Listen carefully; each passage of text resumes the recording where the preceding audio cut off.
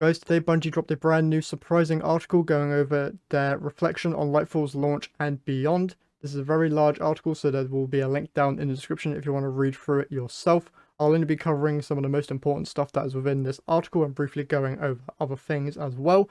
Before we get into it, if you're going to enjoy the video, remember to leave a like and subscribe to the channel if you haven't done so already, as a lot of you guys who watch my content aren't subscribed and it's free to do. We're also so close to hitting 400 subscribers, so if we could hit that, that would be great. Let's just dive right on into it. First up, changes coming to the Guardian rank system. Currently in the game, after every season, you will be reset back down to rank 6. This is no longer the case technically, though in-game, when other players see you, your Guardian rank will show the highest rank that you got the season prior, and a way of keeping that Guardian rank score is by earning back up to that Guardian rank score in the current season. So this Guardian got to rank 9 in Season of Defiance, but they're now in Season 21. So technically they are a rank 6, but it shows them as a rank 9 because they're obviously not a rank 6 player.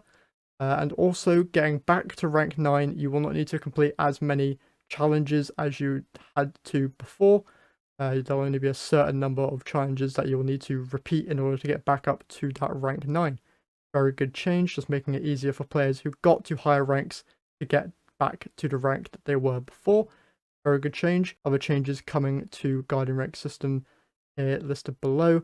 Commendations, there's a new commendation called Best Dressed, so if you're dripped out, you can get that commendation. Difficulty adjustments here, they go over the changes that they have made and some of the changes that they are going to make in terms of the difficulty within the game, for stuff like Legend and Master activities, Heist Battlegrounds, Neomuna Patrol, Terminal Overload Public Event, as well as Lost Sectors. They go over freshers, how they were insanely strong and have been nerfed slightly, I believe. And then they also go over changes to Vanguard scoring and reputation in the Vanguard playlist. Next, they go over exotic drop rates and the changes that they made to those drop rates within the Lost Sectors. They're also saying that the Vex Strike Force event in the Vex Incursion Zone on Neomuna will drop a new piece of exotic armor if you have any left to collect, on a knockout list with no slot limits like the Lost Sectors have. So if you don't know what that is, there is an exclusive public event on Neomuna that can give you exotic armor pieces. So if you're fed up of doing Lost Sectors, you now have an alternative way of getting exotics. But the main thing coming in Season 21 here, they are adding 2 brand new mods to the build crafting scene. That is Powerful Attraction and Elemental Charge. Powerful Attraction states that when using your class ability, you collect all orbs of power within a radius determined by the number of copies of the mod you have equipped.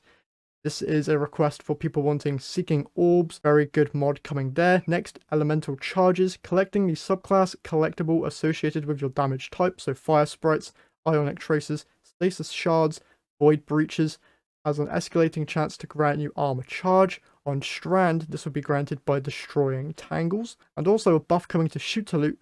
Shoot to Loot will now collect orbs of power that you shoot in addition to ammo boxes. The perk will also allow you to collect Fire Sprites, Stasis Shards, and other subclass spawned objects. Now we go on to artifact perk refunds. They're making it easier for you to switch out what artifact perks you are using. Here we have exotic armor focusing. This is huge, coming in Season 21.